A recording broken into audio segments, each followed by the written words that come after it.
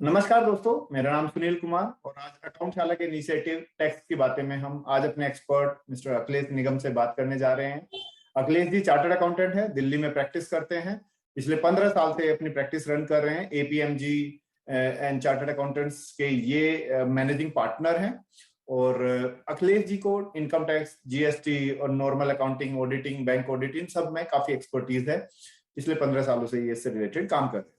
तो अभी दोस्तों बजट 2022 में एक अपडेटेड रिटर्न का एक नया क्लोज गवर्नमेंट ने ऐड किया है, जिसके तहत कुछ रिटर्न को अपडेट किया जा सकता है। तो आज हम अपने गेस्ट अखिलेश जी से बात करेंगे, सीखेंगे, समझेंगे कि अपडेटेड रिटर्न क्या है, किस केस में इसको हम अपडेट कर सकते हैं, इस कॉन्सिक्वेंसेज क्या है, इससे फायदा क्यों है, गवर्नमेंट इसको क्यों लेके आई है, in case updated return file करते हैं तो उसमें क्या चैलेंजेस या पेनल्टीज या क्या एक्स्ट्रा हमें पे करना पड़ेगा। तो आइए अखिलेश जी, सबसे पहले तो आपका स्वागत है। और thank you sir, thank you Accountshala पे अपॉर्चुनिटी देने के लिए, अपनी बात रखने के लिए। जैसा कि हमें मालूम है कि बजट में ये एक नया सेक्शन 139(8)A आया है, जिसके बारे में बहुत लोग जानना चाहते हैं कि क्या है, क्यों लाया गया है, कैसा है। एक्चुअल में रिसेंट डेज में बहुत सारी डेवलपमेंट्स हुई हैं, जैसे कि एआईएस एक बहुत जहाँ पे गवर्नमेंट ने बहुत सारी इंफॉर्मेशन को एक जगह पे लाके हमारे सामने रखा है कि ये सारी इंफॉर्मेशन आपकी हैं, आपसे बिलोंग करती हैं, और आपके रिटर्न के साथ अगर उसकी मिसमैचिंग है, क्योंकि आजकल हम जानते हैं एआई बहुत यूज होता है, ऑटोमेशन बहुत यूज हो गया है, तो हम एक्सट्रैक्ट कर सकते हैं डाटा। जहां जहां हमने पैन कार्ड अपना दिया है, जहां हमने आधार कार्ड दिया है, वो आपस में लिंक्ड है।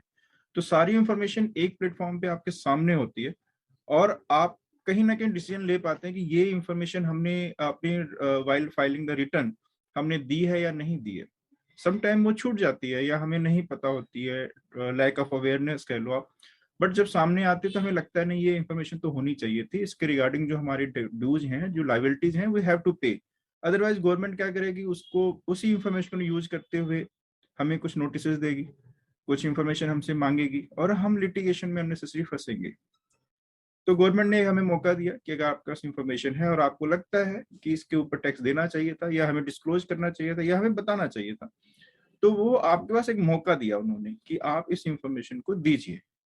सम टाइम होता है कि हमें लगता है कि हमने इंफॉर्मेशन तो दी है, बट हम टैक्स लायबिलिटी में फॉल नहीं करते हैं, या हमें रिटर्न भरने की जरूरत ही नहीं है। बट जब इंफॉर्मेशन सामने होती है तो लगता है कि हाँ नहीं, हमें भरना चाहिए था, हम छूट गए रिटर्न भरने से।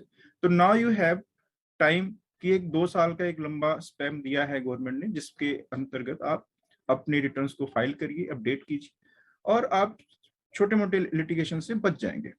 इसलिए गवर्नमेंट ने इसे पहल किया है कि हाँ आप आइए, हम लोग लिटिगेशन दूर करते हैं 139(8)A, क्योंकि 139 एक पूरा सेट है जहाँ पे हम इनकम टैक्स रिटर्न्स को फाइल करते हैं। तो हम अगर ड्यू डेट के अंदर अंदर फाइल करते हैं तो वो 139(1) होता है। अगर हमें लगता है कि नहीं, इसमें कुछ गलती रह गई है, तो हम रिवाइज कर लेते हैं within a due date, या हम छूट गया है, टाइम बीत गया, तो भी हम भर सकते हैं, बी लेटर रिटर्न जिसे हम कहते हैं। तो इनके बाद भी जो कुछ अपडेशन है वो हम 139(8)A में कर सकते हैं। जो नया सेक्शन इसलिए अभी गवर्नमेंट ने दिया है, जो नया सेक्शन है, यस, तो इसमें हमें एक बेनिफिट है कि हम अपने रिटर्न को फाइल कर सकते हैं, अपडेट कर सकते हैं। इसलिए उन्होंने अपडेट वर्ड रखा है, रादर रिवाइज और एनीथिंग, दिस ठीक इज है। The way. हाँ, ठीक इसलिए है। तो इस रिटर्न से पहले, लाइक इस क्लोज के आने से पहले, अगर इस टाइप की गलतियां होती थी तो टैक्स पेयर कैसे उसको रेक्टिफाई कर सकते थे? ऐसा ऑप्शन था या नहीं था कोई ऐसा ऑप्शन पहले?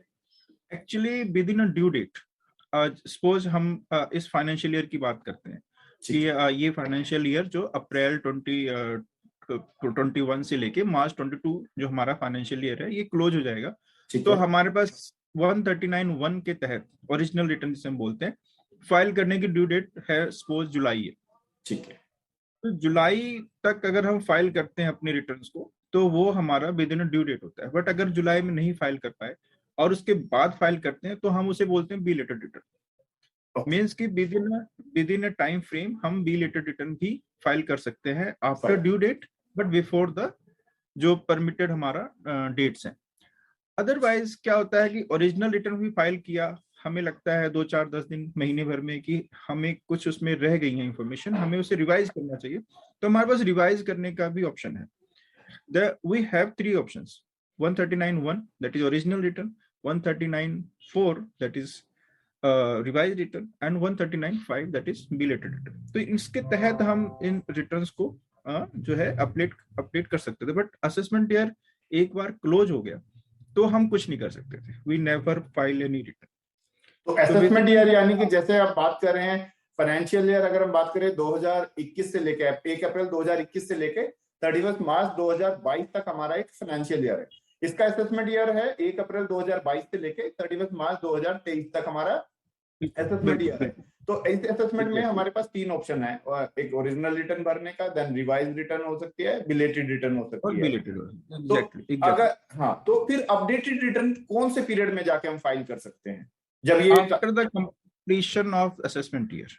Okay. After the completion, when you have no any option to file the ITR in revised return as well as in belated return or original, कोई भी तीनों ऑप्शन आप अवेल नहीं कर पा रहे, वो खत्म हो गई हैं, then we file the updated return.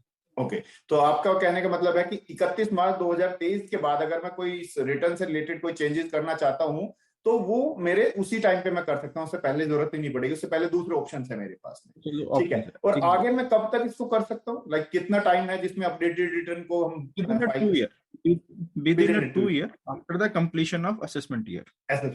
तो यानी कि 1 अप्रैल 2023 से लेके 31 मार्च 2025 तक मैं अपडेटेड रिटर्न फाइल कर सकता हूँ।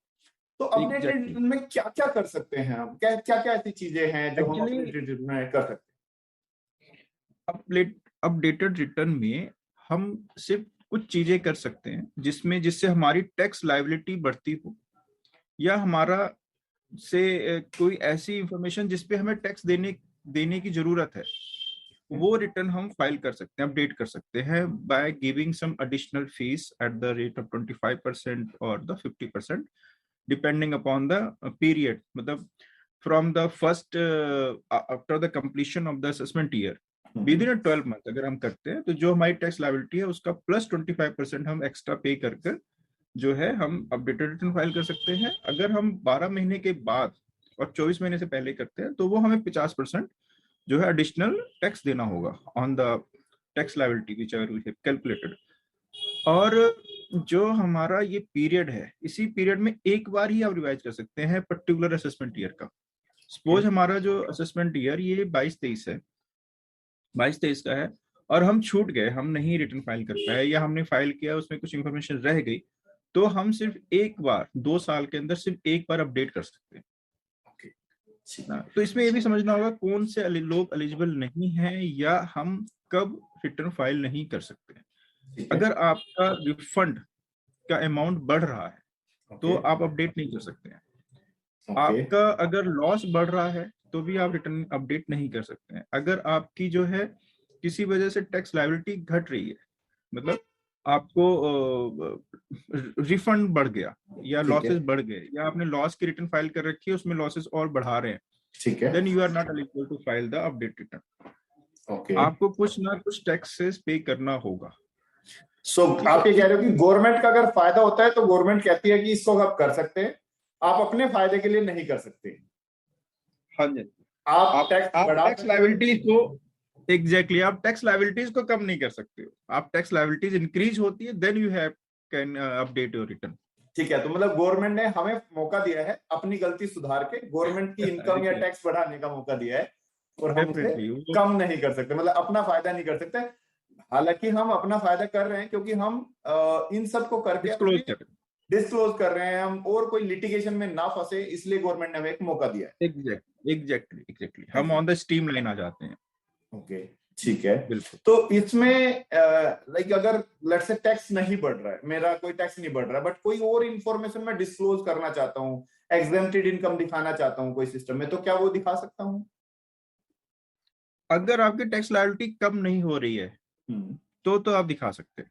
ठीक है, मतलब एट पार हो गया ना, हमारा घट नहीं रहा है और हमें कुछ देना भी नहीं पड़ेगा, तो हम दिखा सकते हैं। मतलब हमें अल्टीमेटली हमारा कम नहीं होना चाहिए, गवर्नमेंट को ये ना लगे कि हमें पेमेंट वापस करनी है कुछ। ओके, ठीक है, तो इस पे हम कर सकते हैं। और ये आपने बताया कि जैसे कि 2 साल के अंदर अंदर हम इसको फाइनेंशियल ईयर क्लोज होने के 2 साल के अंदर अंदर कर सकते हैं। जैसे कि अगर कोई रिटर्न फाइल करना ही भूल गया है, मान लेते हैं कोई 2021 जो हमारे फाइनेंशियल ईयर जो एग्जांपल में ले रहे हैं कि 21-22 की रिटर्न फाइल होनी है, और वो रिटर्न फाइल मान लो जुलाई तक होनी थी, बट जुलाई में भूल गए, वो रिवाइज रिटर्न कर सकते थे या बिलेटेड रिटर्न फाइल कर सकते थे 31 मार्च तक, वो वहां पे भी फाइल करना भूल गए हैं, तो मार्च 2022 के बाद 23 के बाद वो रिटर्न फाइल नहीं कर सकते थे 31 मार्च 2000, तो क्या अभी वो फाइल, पहले नहीं कर सकते थे, हाँ अभी वो फाइल कर पहले सकते हैं? फाइल नहीं कर सकते थे, अब फाइल कर सकते हैं, अब अपडेटेड फाइल रिटर्न कर में फाइल सकते हैं, कर सकते हैं। ठीक है। जी। तो उस केस में तो हो सकता है टैक्स बने, हो सकता है टैक्स ना बने, तो क्या वहां पे रिफंड हो सकता है? तो क्या रिफंड क्लेम कर सकते रिफंड हैं? नहीं होगा, ओके, रिफंड क्लेम नहीं रिफंड होगा। नहीं, रिफंड क्लेम नहीं होगा, रिफंड नहीं घट मिल सकता है। अगर टैक्स लायबिलिटी बनती है, कुछ टैक्सेस पे करने की जरूरत पड़ती है, तो you can pay, okay, but refund नहीं होगा। और रिफंड, या अगर आप नील चाहते की हैं रिटर्न लॉस की फाइल रिटर्न करना है, फाइल करना, नहीं अगर अगर आप नील चाहते हैं, नील रिटर्न फाइल करनी है, कोई लॉस की फाइल नहीं करनी, नील करना है, कोई टैक्स लायबिलिटी नहीं बनती, तो क्या कर सकते हैं?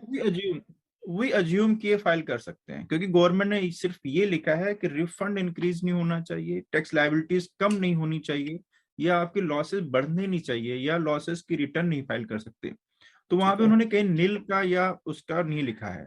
ठीक है, तो वी अज्यूम कि ये हम नील की रिटर्न हो, या हम ये कहें कि जहाँ पे सिर्फ इंफॉर्मेशन डिस्क्लोज करना है, जिसकी टैक्स इम्प्लीकेशंस नहीं है, या उसके कोई लायबिलिटी नहीं आएगी, वो हम अपडेट कर सकते हैं। I think so.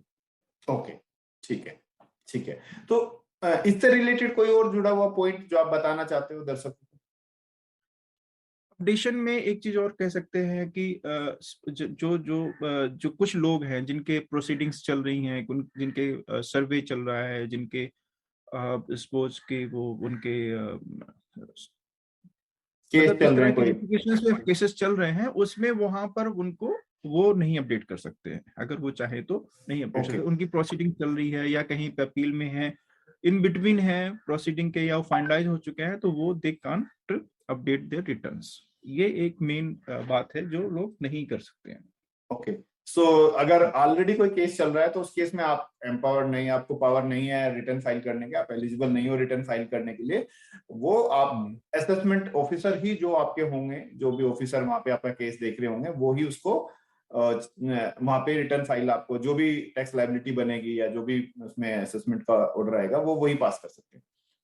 Exactly, exactly वही करेंगे, जिनके जो वो उस वक्त असेसिंग ऑफिसर हैं, या जो भी कमिश्नर जो भी हैं, ओके, जिनके हाथ में केस है और दे आर डूइंग, तो उस इन बिटवीन वो अपडेट करके उस चीज को नहीं कर सकते हैं। बट हाँ, ऑब्वियसली ये है ही है, लिटिगेशन को कम करने के लिए सेक्शन है बेसिकली। तो इसलिए वजह से वो लिटिगेशन को और बीच में इंटरप्ट करके और उस तरह से किसी चीज को बढ़ाना नहीं चाहेंगे, ऑब्वियसली। बाकी ये प्रपोज्ड है, लेट अस सी इसमें और क्या क्या चेंजेस या क्या क्या और बेनिफिट्स दे सकते हैं। ओके। बट अभी तो प्रपोज्ड है, और एप्लीकेबिलिटी देखते हैं इसको। तो ये जैसा कि ये बजट 2022 में आया है, तो ये एप्लीकेबल पहला फाइनेंशियल ईयर कौन सा होगा जिसके लिए एप्लीकेबल है? ये फाइनेंशियल ईयर 1 अप्रैल 2022 से होगा। ओके, तो वो फर्स्ट अगर अप्रैल फाइनेंशियल ईयर भी हुआ, हाँ, तो 1 अप्रैल 2022 से ये एप्लीकेबल है, मतलब ये वाला फाइनेंशियल ईयर जो अभी स्टार्ट होगा उससे ही एप्लीकेबल है। सो अगर जी मैं जी। पिछले साल की बात करूं तो उस पर एप्लीकेबल नहीं होगा फाइनेंशियल ईयर अभी 2021-22 में। तक अभी तक की क्लैरिटी तो यही है कि पीछे की जो है, क्योंकि रेट्रोस्पेक्टिवली अमेंडमेंट्स नहीं है ये, ओके, तो प्रोग्रेसिवली होगा, तो वो 1 अप्रैल से ही एप्लीकेबल होगा। तो ओके, अब गवर्नमेंट बाय सब्सिक्वेंटली नोटिफिकेशन, या उनको लगता है नहीं हमें दे देना चाहिए, तो might be possible they can, but as now of अभी तो नहीं है। ओके, ठीक है, ठीक है। सो इससे जुड़ा हुआ कोई और मुद्दा, क्योंकि अपडेटेड रिटर्न वाला वैसे तो मतलब ये काफी कॉम्प्लिकेटेड और नई चीज है, थोड़ा समझने में टाइम लग रहा है, लोगों के लिए कंफ्यूजिंग है, समझना चाहते हैं, बट क्योंकि अभी एप्लीकेबल नहीं हुआ तो शायद इस पे इतना ज्यादा भी फोकस नहीं भी कर रहे हैं। तो इसकी में हाँ, इससे रिलेटेड कोई और जानकारी आप दर्शकों को देना चाहते हैं? इसमें एक्चुअल में मैं इतना ही कहना चाहूंगा कि जो आपकी टैक्स लायबिलिटी है, हम्म, प्लस उसमें जो इंटरेस्ट है, जो पेनल्टीज हैं ऑलरेडी जो हमारा वेल सेटल्ड लॉ से है, प्लस 234F, मतलब जो हम बी लेटेड रिटर्न, जब हम रिटर्न फाइल करते थे तो हमें था 5,000 की और 10,000 की जो पेनल्टीज हैं, 1,000 की पेनल्टी है, वो पेनल्टी सब कुछ इंक्लूड करने के बाद जो टैक्स लायबिलिटी आएगी, मान लीजिए आपने रिवाइज की रिटर्न, या आपने अपडेट किया और आपने पहले टैक्स दे रखा है और उसमें टीडीएस को जो आपके है वो एडजस्ट कर रखे हैं, तो फिर जो अब आपका लेटेस्ट ये वाला होगा उसमें हम्म, वो आपकी पेनल्टीज, इंटरेस्ट सब कुछ इंक्लूड करके, और माइनस जो whatsoever we have adjusted already, उसके बाद जो टैक्स लायबिलिटी है, उस टैक्स लायबिलिटी के ऊपर हम 25% एक्स्ट्रा देंगे, या उस टैक्स लायबिलिटी के ऊपर हम 50% एक्स्ट्रा देंगे। तो वी हैव, मतलब हम गवर्नमेंट ने हमें ऐसे ही नहीं दे दिया, हम we have paying for that 25% 50% extra tax pay कर रहे हैं। That's why exactly. तो जो लिटिगेशन में आपको ये देखना पड़ेगा कि मतलब हम कहाँ पर खड़े हैं अपडेशन के टाइम पर भी, कि हमें वो अपडेट करना है, तो हमारे फाइनेंशियल्स जो है आपके ऊपर लायबिलिटी आएगी ही आएगी। आप इसमें लायबिलिटी से बाहर नहीं निकल रहे हैं। ठीक है। सिंपल ये है कि आपको लगता है कि इन फ्यूचर कोई लिटिगेशन ऐसा हो सकता है जहां पे मैं फंस जाऊंगा, क्योंकि वहां पे भी आपको penalty, interest, tax, everything you have to pay, तो वो यहाँ पे देके आप निकल सकते हैं, यहाँ से आप उसको रेक्टिफाई कर सकते हैं। ठीक है। होता है बहुत बार ऐसा कि जनरली होता क्या है, देखिए सैलरी के बेस पे जो रिटर्न फाइल करते हैं वहां तो आजकल एम्प्लॉयर सारी इन्फॉर्मेशन कैप्चर कर लेते हैं और वो आईटीआर फाइल करते हुए सारी इन्फॉर्मेशन मिल जाती है। बट बिजनेसमैन के केस में बहुत बार होता है हम इन्फॉर्मेशन भूल जाते हैं, कुछ ना कुछ इन्फॉर्मेशन मिस कर जाते हैं, कोई ट्रांजेक्शन मिस कर गए हैं, चाहे कितना भी हमने उसको टेक केयर किया बट फिर भी कुछ ना कुछ चीजें मिस हो जाती है। तो वहां पे ये सेक्शन गवर्नमेंट ने हमारे फायदे के लिए दिया है, सो दैट हम फ्यूचर में कोई बड़ी मुसीबत में ना फंसे, कहीं बड़ी लिटिगेशन में ना फंसे। तो अगर हमें कुछ ऐसी जानकारी मिलती है तो अब हम सेक्शन 139(8)(a) का बेनिफिट उठा के रिटर्न को अपडेट कर सकते हैं, जिसके के लिए फर्दर टाइम उन्होंने 2 साल का दे दिया है गवर्नमेंट। एग्जैक्टली। क्या होता है समटाइम, क्या होता था जो कंसीलमेंट, एक होता है वर्ड कंसीलमेंट कि हमने जानबूझ के छिपा रखा है, एक होता है मालूम ही नहीं है, हमने एफडीआर लगा रखा है, हमारे पास इंटरेस्ट क्या आया हमने शायद उसको ओवरलुक कर दिया या देखा नहीं, समझा नहीं, but at the end of the year हमें मालूम चला इतना सारा इंटरेस्ट आ गया, और सेम टाइम हमने शेयर्स खरीदे हैं, डिविडेंड आ गया, हमें मालूम नहीं, हमारे या कम्युनिकेशन में गैप हो गया। तो वो डिविडेंड हमने सारे अकाउंट एनालाइज ना किए हो, अपने कुछ अकाउंट ऐसे, एक दो अकाउंट ऐसा है जो पर्सनल ट्रेड कर दिया। अच्छा, गवर्नमेंट खुद हमें इंफॉर्मेशन भी दे रही है एआईएस और टीआईएस के रूप में, आपके पास बहुत सारे इंफॉर्मेशन हैं जहां से आप ये क्रॉस वेरीफाई कर सकते हैं कि सारी इंफॉर्मेशन कैच हुई नहीं हुई, छूट गया। तो गवर्नमेंट भी हमें हेल्प कर रही है, मतलब ही are also providing the information, आप उसकी वैलिडिटी चेक कर सकते हैं whether it is belongs to you और नॉट। बट अगर आपको बिलोंग करता है और आपको लगता है कि उस पर टैक्स लायबिलिटी है, तो दिस इज सजेस्टेड कि वो जरूर से डिस्क्लोज करना चाहिए, वेदर इट इज टैक्सेबल और नॉट टैक्सेबल। तो in the view of, in the eyes of the law, वो कैसा है उस ट्रीटमेंट को ट्रीट करना चाहिए, सो दैट कि आप फर्दर ना फंसे उसमें। तो ये तो एआईएस का जो क्लोज, ये तो जो ऑप्शन है ये इसी साल से दिया है आई थिंक गवर्नमेंट ने इनकम टैक्स की वेबसाइट पे। मैंने भी जब रिटर्न फाइलें की थी कुछ तो मैंने उसमें चेक किया था, तो वहां पे काफी सारी इन्फॉर्मेशन अवेलेबल है, अगर आपका इंटरेस्ट आया है, आपकी कोई इनकम है, इवन रेंट इनकम है। कई बार हम अपनी प्रॉपर्टी को रेंट पे दे रखा है, किसी को वो टीडीएस नहीं कट रहा है, कोई ट्रांजेक्शन नहीं, कैश में रेंट आ रहा है, बट फिर भी वो इन्फॉर्मेशन वहां दिख रही है, क्योंकि जिनको हमने रेंट पे दिया था उन्होंने एचआरए क्लेम किया है, और एचआरए क्लेम किया है तो एचआरए क्लेम करते उन्होंने जो वो डॉक्यूमेंट गवर्नमेंट कंपनी को दिया है, कंपनी ने प्रॉपर्टी ओनर के पैन कार्ड पे वो इन्फॉर्मेशन सबमिट कर दी है। जैसा कि एक मैं दर्शकों को बताना चाहता हूँ इन्फॉर्मेशन के लिए कि कुछ कंपनीज 1 लाख के ऊपर अगर आप साल में रेंट पे कर रहे हैं एचआरए क्लेम करने के लिए, तो वहां पे आपसे ओनर का पैन नंबर मांगते हैं, तो शायद वो इसीलिए है वो इन्फॉर्मेशन कैप्चर करते हैं। पहले ये डिस्क्लोज नहीं होता था, एआईएस में नहीं आता था, पर अब से एआईएस में आने लगा है। तो आप अब जब भी कोई रिटर्न फाइल करें तो एआईएस अपने ओपन करके एक बार इनकम टैक्स की लॉगिन पे जाके देख सकते हैं क्या क्या इनकम वहां पे गवर्नमेंट ने आपकी डिस्क्लोज की हुई है। अगर आपसे बिलोंग करती है तो आप उसका ऐड कर सकते हैं। बहुत अच्छा पॉइंट आपने अखिलेश जी यहाँ पे बताया है दर्शकों को। मैं आशा करता हूँ दर्शकों को थोड़ी इससे मदद मिलेगी और वो रिटर्न फाइल करते हुए इसको ध्यान रख सकते हैं। तो आप समय निकाला आपने Akhilesh ji, thank you so much. और हम बीच बीच में आपसे इस टाइप की कुछ गाइडेंस लेते रहेंगे। Thank you so much. Thank you sir, thank you.